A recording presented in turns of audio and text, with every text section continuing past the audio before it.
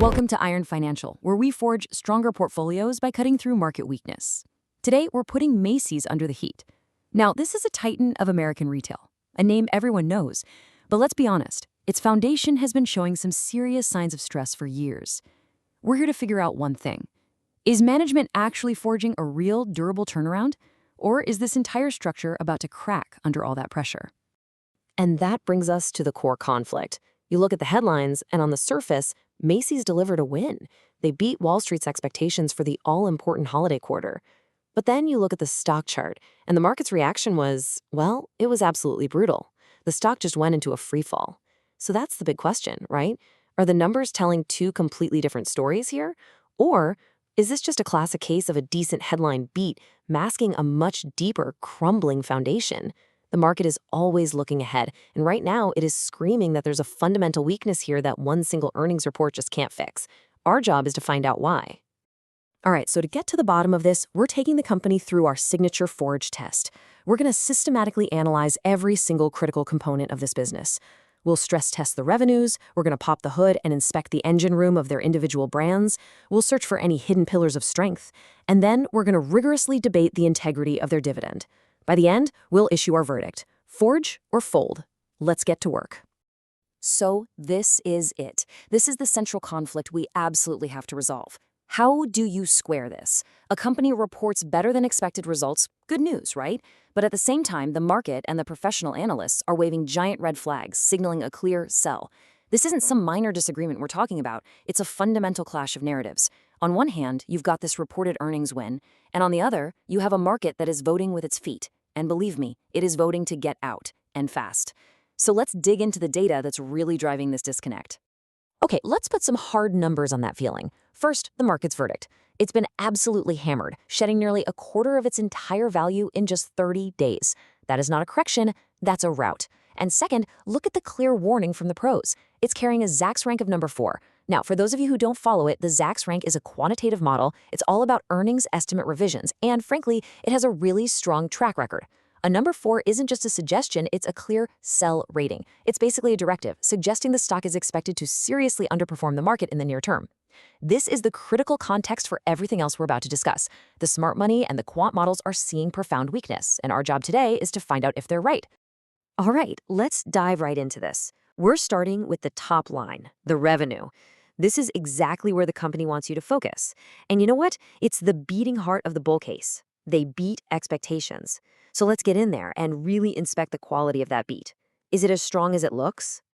And here you have it, a clear beat on revenue. They pulled in $7.64 billion, which absolutely smashed Wall Street's forecast by over $100 million. Look, in a retail environment this fiercely competitive, finding an extra $100 million in sales, that's a really significant achievement. It's the first tangible sign we've seen of potential operational strength, and it suggests that maybe, just maybe, management strategies are having a more positive effect than the analysts were pricing in. Okay, but hold on. Before we start celebrating, let's apply a little pressure to that number. Because beating a lowered estimate, that's one thing. But how does the business actually compare to itself a year ago? That's where the story really changes. The hard truth is, the business is smaller. Revenue is down 1.7% year over year. So yeah, they may have cleared a low bar set by the analysts, but the actual structure itself is shrinking. Sales are eroding. This isn't a growth story. Let's be clear. It's a story of managed decline. A 1.7% drop might not sound like a catastrophe, but for a mature business of this scale, it's a clear and frankly worrying sign that the core is losing ground. Now, the outperformance does continue on the bottom line, and this is where the bull argument really gets some muscle. They delivered earnings per share of $1.67. That blew past the consensus estimate of $1.53. We're talking about a 9.4% earnings surprise. That's not just statistical noise. It shows they're managing the business with some serious discipline. When your revenues are shrinking, the only way to protect your profits is to be absolutely ruthless with your costs. And these numbers suggest they're finding efficiencies better than anyone on the street expected. But here we go again. The year-over-year comparison tells a totally different story. That $167 in profit is a beat, sure, but it is a significant step down from the $1.80 they earned in the exact same quarter last year. So no matter how you try to frame the surprise, the core earnings power of this company is eroding. It's just getting weaker. The market is looking at this trend line and seeing a business that is fundamentally less profitable than it was.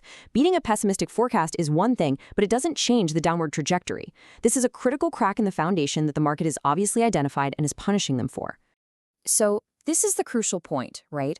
We have to understand where this performance is actually coming from. Those headline numbers, they're just a composite, a blend of different businesses all mixed together. To truly understand the structural integrity of Macy's Incorporated, we have to open the hood and inspect the individual engines. And what we find, well, it's a significant and potentially very dangerous imbalance. And this chart just illustrates the problem perfectly. I mean, this is the story of one engine running red hot while the main engine is just sputtering along. Look at the disparity here. Bloomingdale's, their upscale brand, is on fire. Comparable sales growth of nearly 10%. That is phenomenal in any environment. Bluemercury is holding its own, up 1.3%. But the core Macy's brand, the namesake, the business that represents the vast majority of the company's footprint, is basically flat, up a mere 0.6%. This means one part of the business is doing all of the heavy lifting. That is not a healthy, balanced structure by any measure. And the CEO, Tony Spring, he's rightly proud of this. You can't take this away from them. The luxury segment is executing a really smart strategy. They're attracting these high-demand, hot brands like Skims and Christian Louboutin.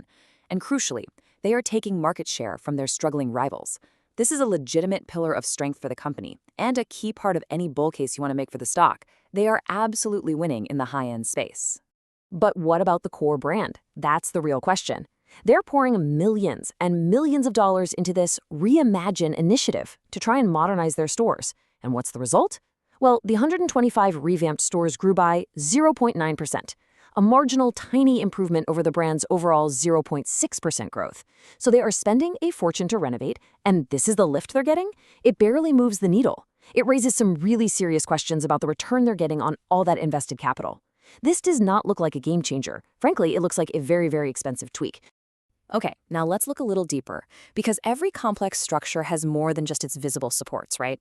We need to look beyond the main retail floor and see if there are any other, less obvious pillars that are holding this company up.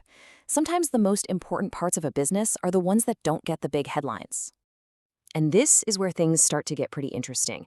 Positive 17.1%. Now, in a company where the overall revenue is actually shrinking, finding double-digit growth anywhere is a powerful signal. You have to pay attention to that. This number represents massive year-over-year growth in a key and very high-margin part of the business. So this absolutely demands a closer look. What is this? And there it is, credit card revenues. The company's financial arm, their in-house bank, is absolutely booming. Now, on one hand, this is fantastic. It's high margin, it's recurring revenue, you love to see it. But on the other hand, is this a sign of a healthy core retail business, or is this a company that's leaning on financial engineering to prop up its numbers?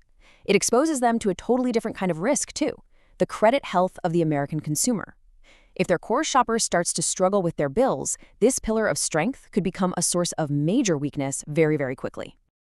All right, let's talk about the dividend. For a lot of investors, especially anyone looking for income, the dividend is a primary load-bearing pillar. It's the cold, hard cash return you get just for holding the stock. But when we examine the history of Macy's dividend, we see a story of both catastrophic collapse and a slow, steady, painful rebuild. The integrity of this particular pillar is a subject of really intense debate. The recovery is undeniable. You can see it on the chart. But let's be absolutely clear about the scale of the damage that was done here. Before the pandemic, they were paying out nearly 38 cents a share every single quarter. Then it was completely eliminated, slashed to zero, gone. Now, they've painstakingly rebuilt it to just over 19 cents. So while the direction is positive, the current dividend is still just over half of its pre-pandemic peak. What this tells you is that the company's fundamental ability to return excess cash to its shareholders has been permanently impaired. The memory of that cut, it's a deep scar that income investors will not soon forget. But here's the powerful counter-argument, and this is the core of the income investment thesis for Macy's. Because the stock price has been absolutely crushed, that 19.15-cent quarterly dividend now translates to a very solid 4.5% annual yield. And in a world where it's tough to find yield, A 4.5% payout from an iconic American company is a number that demands your attention. For those who believe the company has stabilized, this yield offers a really compelling reason to own the stock while you wait for a turnover. So now we've inspected all the internal components. We've looked at the strengths and we've looked at the weaknesses. But a company doesn't operate in a vacuum. You have to weigh all of this internal data against the external reality of the global economy. This is where the ultimate stress test happens. And the external pressures are just immense. The CEO, Tony Spring, he admitted it himself on the earnings call. He said there's more unknown than there is known. I mean, you've got the threat of new tariffs that could raise costs on everything. You have geopolitical conflicts driving up shipping and energy prices. And you have this K-shaped recovery, where the wealthy Bloomingdale shoppers are doing just fine, but the core Macy's consumer is pulling back hard. These are not minor issues we're talking about. These are serious external pressures that could crack any foundation, let alone one that's already showing significant signs of wear and tear. So here it is, the final stress test side by side.